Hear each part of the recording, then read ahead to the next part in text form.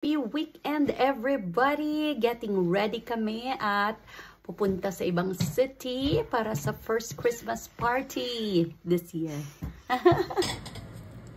Nagluluto ulit tayo ng Valenciana. Nag-trial and error tayo last time, so alam na natin kung anong kulang, anong sobra. Chicken Valenciana with bell pepper, green peas, and raisins.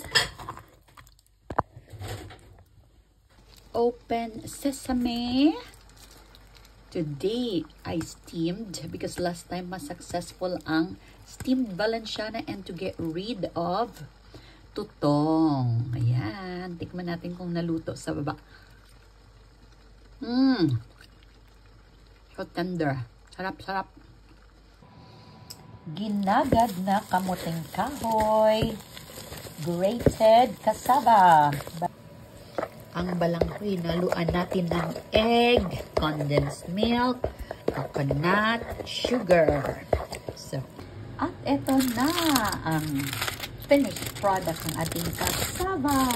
Yung ginagad natin kamuting kahoy earlier. Naging cassava flan na siya. So, let it cool para i-reverse natin at makita natin ang kanyang beauty. Doon na natin i-open sa party.